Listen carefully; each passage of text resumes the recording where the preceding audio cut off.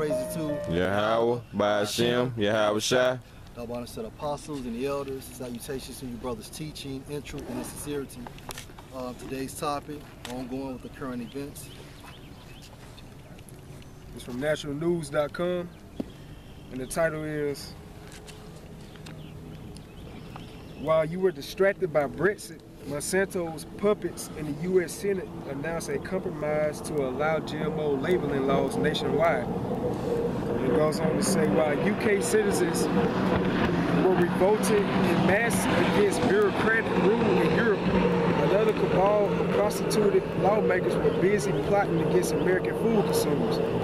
According to this announcement from the United States Committee on Agriculture, Nutrition and Forestry, committee leaders have reached a bipartisan agriculture biotechnology compromise solution.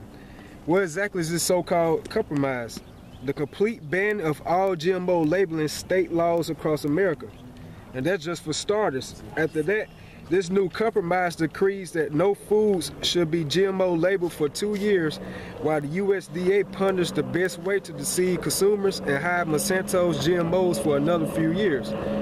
The suggested law also gives the USDA the right to decree that any foods with less than 50% bioengineered content could be considered non-GMO, by the way.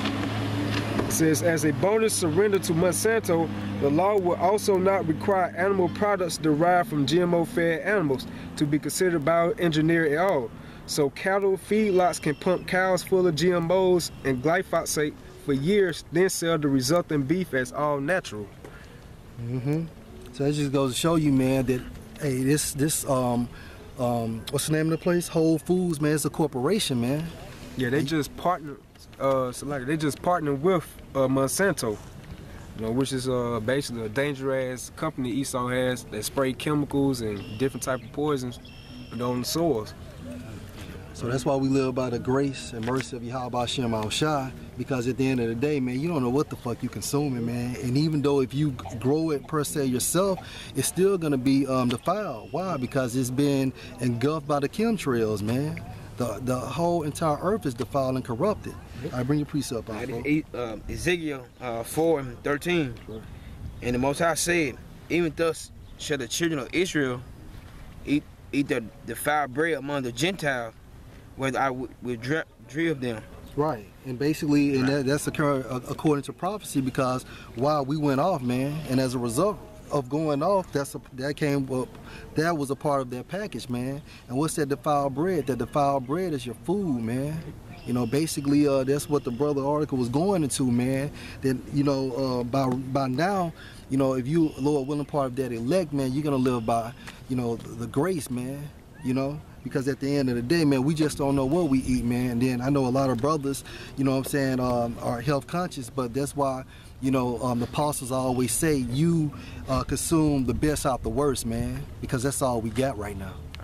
And I looked up like glyphosate, if I'm pronouncing it correct, and it says it's new scientific studies link Roundup, glyphosate, the most widely used herbicide in the world, to a host of health risks such as cancer, miscarriages, and disruption of human sex hormones. And that's going back into Esau's agenda to depopulate the world, man, from 7 billion to 500 million, man. You know, and he doesn't care if he sacrifices his own kind. Why? Because the elite are trying to push that agenda. They want that enterprise. What you got, man? Oh, this is Deuteronomy 28:48.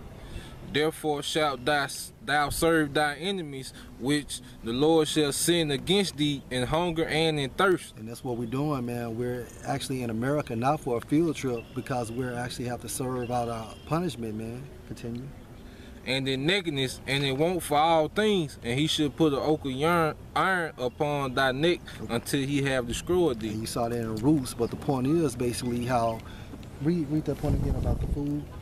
Therefore shalt thou serve thy enemies, which the Lord shall send against thee in hunger and in thirst. Because basically, if this day and time frame, if you don't work, man, you don't eat. You know, you know, back in the day when we was in the ancient world, man, we had a welfare system, man. You know, you can pick up all the fruit and shit, because for the Israelites that couldn't afford, basically they would get that as a part of their welfare system, man. But you can't do that now. Go ahead, bring it up. Another point is that scripture saying is you got to go to Esau to eat.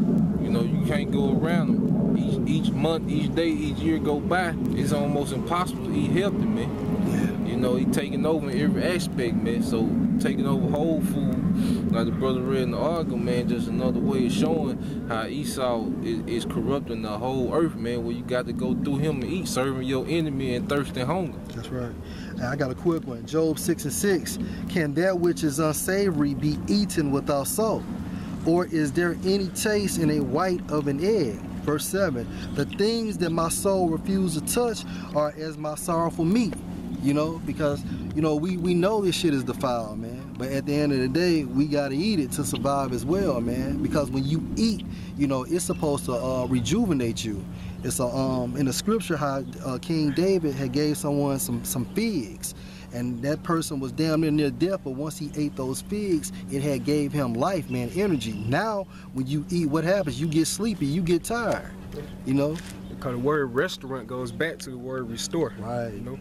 All right, Lamentations 3:22 is the Lord's mercies that we are not consumed, because his compassions fail not. Right, and so that goes into, basically, it's not about your die, you know? It goes back to the mercy of Yahweh Hashem Yahweh Shai, you know? All right, I got some else. All right, this the latest news on the Brexit, the biggest thing that happened over there in the EU. You know, we're gonna go to the article, then we're gonna go into the script. It said the UK voted to leave the EU after a bitter, divisive campaign. Prime Minister David Cameron had said he will resign by the time the Conservative Party conference in October. Boris Johnson had said that the British people had spoken up for democracy. The EU was a noble idea for its time, he said. It is no longer right for this country. Financial markets across the world are down sharply. Sterling has plummeted, and banking stocks are taking a heavy beating in early trade. Bank of England Governor Mark Carney has said they will not hesitate to make an additional measures to ensure money and financial stability. First Minister of Scotland, Nicole Sturgeon, she will begin to prepare the legislation for a new vote on the Scottish independence. And the key points in the Brexit is it's a leave victory.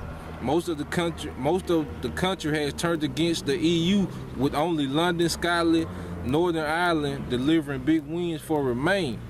Turnout was 72%. Prime Minister David Cameron has said he will resign, and the new Prime Minister will be the one to decide when to trigger Article 50. The financial markets are in turmoil. Sterling has fallen dramatically and violently is hitting other major currencies. The euro is suffering its worst day ever against the dollar. Banking stocks are particularly hard hit. Yeah, and if I could just make a point, because those nations, ultimately, they joined the EU to go against Russia. But also, as a tidbit, the reason why they joined the EU to protect the environment, to protect their environment, to maximize their trade effort and also protection, right? But you know, at the same time, the more treaties you sign, you actually lose your independence. And so, Keith Tucker, one of the reasons why Britain wanted to leave was the fact of influx of immigration. The citizens didn't like that, and also basically for more control, man. You know. But so what's going to happen is, Lord willing, that's going to set some shit off, man. Basically, so we can get the hell up out of here, man. Come. You know. This is another article. Talking about since the Brexit, these are the. Oh yeah, okay. This is the Express.com UK, and this is about other countries who talking about leaving since Britain left. And it said 5 European countries may seek to follow Britain's lead and follow the EU in the Brexit domino effect. Germany has warned. France, the Netherlands, Australia, Finland, and Hungary could leave. Hungary, yeah, could leave. And that's the other 5 countries that's talking about leaving since Britain left. And they go right into the scriptures of Daniel, 2nd chapter. I'm gonna start at 31, and the brother just break it down as I go along. You know, with that vision that the king had, what Nebuchadnezzar had about the statue, and Daniel Most High showed the revelation to Daniel, and Daniel broke it down for him. And this is Daniel 2:31. Thou, O king, sawest, and behold, a great image. The great image was brightness, was exceeding, was excellent, stood before thee, and the form thereof was terrible. This image head was of fine gold, and his breast and his arms of silver, his belly and his thighs were brass, his legs of iron, his feet part of iron and part of clay. All right, let's start back over. Reread that again. This image head was of fine gold. What's that gold? That gold actually represented Nebuchadnezzar, the Babylon Empire. His breast and his arms of silver. Okay, and that's going into the is it the Median Persian Empire? Okay. His belly and his thighs of brass. To the Greeks. That's going to the Greeks. Thou sawest, his legs of iron. Roman. The Roman. It goes into the Roman Empire. His feet part of iron and part of clay. They go into NATO and the EU. Thou sawest till that the stone was cut out without hands, which smote the image upon his feet that was of iron and clay, and break them to pieces. Go ahead, look it up. And that stone represents Yahushua. Correct. Alright, and I'm gonna skip down to 41. Let's go. And whereas thou sawest the feet and toes, part of potter's clay and part of iron, the kingdom shall be divided. Why is the kingdom divided? Because basically the economy, man, you got within the EU system, you got weak nations and you got strong nations. All right, and the weak nations are considered as the pigs. But there shall be in it of strength of the iron, for as much as thou sawest the iron mixed with the mirror clay. And as the toes of the feet were part of iron and part of clay, so the kingdom shall be partly strong and partly broken. Right, and that's what's going on right now, man. You know, basically it's partly strong, it's partly broken. And who are the pigs today? The pigs are identified as Portugal, Ireland, Italy, Greece, and Spain, man. You know? And so what happens is the reason why these stronger nations basically are not, you know, getting involved with these weaker nations, because if they help them, it's going to bring their economy down, man. It's like a domino effect. It's a domino effect. But at the same time, they still need Britain from exiting, because if they do, then if they don't, stop this from potentially happening, what's going to happen is going to be a domino effect, like the brothers we're going into the second article. More countries are going to leave, man. Then it's like, go ahead, bro. Bring your point. The EU is like, you know, every year, you know, you got to pay something like tithes to the EU. And each country got to pay a certain amount, and you know, and their pot got to be paid. So with Britain leaving, they space still got to be paid. So that means more money from each other country that's in the EU got to pay that out, like 2.4 billion, I believe they said. Just a quick article, beforeisnews.com. It says, crash of all crashes cometh. Bo Pony and Greg Hunter video. Market psychoanalyst Bo Pony says the vote by the UK Brexit to leave the European Union is a big turning point. Pony says Brexit is England and part of the cycle, and I believe looks to be the actual trigger that's going to take gold higher, and the trigger that's going to cause the world equity markets to collapse. It looks like it started, but we will have a little bit of time yet before things get extremely crazy. We are not going to get out of June before all heck breaks loose. Pony also is predicting the Dow will eventually grind down to around the 5,000 level. Pony explains, basically after Dow hits that 5,000 or 6,000 point, it never recovers. This is the crash of all crashes. This is the one where there is no recovery. On gold and silver prices, Pony says, we have a gold bull market and collapsing the world equity markets. If you are not positioned before the end of this month, June is a 0 hour, we are days away. If you are not positioned, it's going to be very painful. Also, good luck getting some gold and silver when this happens because the moves will be so dramatic. I am foreseeing new all-time highs for silver and gold very shortly. That means silver is going over $50 per ounce. Gold is going over $2,000 per ounce in the near term. These prices now are obnoxiously low. For the last 6 months, you have a chance to buy gold between $1,050 and $1,250. That's a $200 move. In the future, you are going to get $200 a day in the price and maybe more. If you haven't accumulated, you are almost out of time. Here's the point right here, he said.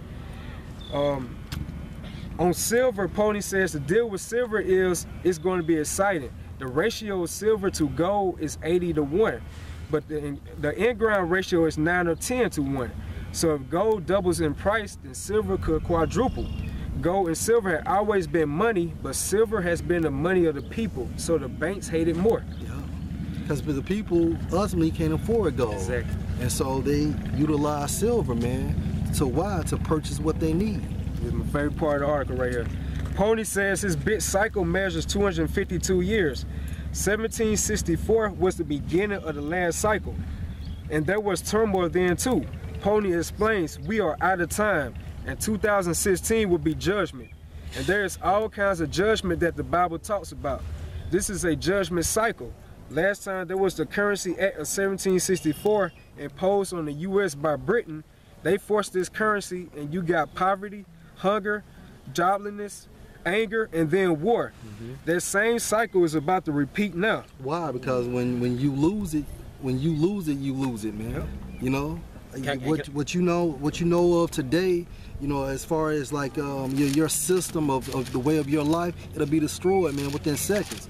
You know, like history repeat itself. Exactly. Same shit gonna happen, man. Right. That's why the scriptures say, "Well, it's written 4 times, written for our learning." So, got a quick one, man. Yeah. You got something? Yeah, I got a pretty simple. This is Job 5:12. He disappointed the devices of the crafty. Beginning with the elite, man. What's the craftiness, man? Basically, they have this hidden agenda so they can bring in their NWO, man. New World Order. So that their hands cannot perform their enterprise. Right. So what's going to happen, man? Yahweh Shem Al-Shah is not going to let him fully control everything, man. Of course, he's going to have his minute, but at the same time, man, it's bounds that he can't cross over, man. But the reason why he has to, you know, move within a certain given point is because it's according to prophecy's sake, man. You know, but he's not going to chip everybody. Yeah. Okay. And on this it says, this is a judgment cycle. Last time there was the Currency Act of 1764 imposed on the U.S. by Britain. They forced this currency. You got poverty, hunger, joblessness, anger, and then war. That same cycle is about to repeat now. There's going to be wars and rumors of wars. There's going to be poverty. There's going to be hunger. There's going to be all these things happening, and I think it's going to be sudden. And this links up with Ezekiel 19, and it says, so like it said, Ezekiel 7:19. They shall cast their silver in the streets, and their gold shall be removed. Their silver and their gold should not be able to deliver them in the day of the wrath of the Lord. Because Yahweh Shem Al-Shah don't want your gold and silver. I mean, he created everything anyway. He wants your ass, man. Yeah. Because this analyst, like, he knows that it's about to be a financial collapse, so the dollar's going to fail. So basically, they rely on gold and silver thing. That's going to take them through when these hard times come. But the scriptures say otherwise. And it says, they shall not satisfy their souls, neither fill their bowels, because it's the stumbling block of their iniquity. Because how did you get this, man? You attained this through wickedness, man. That's how you got this, man. That's why it tells you in James the 5th chapter, you know, for you rich man to wild and heat, because your riches, I'm just paraphrasing, are moth even, man, corrupted. Because it's the way you got this shit. I got one. And this Psalm 52:7. Lo is the man that made not the Most High his strength.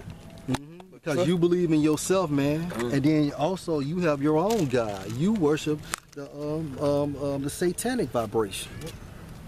Trust in abundance of his riches. Because you think riches can control and preserve you through anything, man. Through any crisis, you believe in that. That's satanic. Yeah.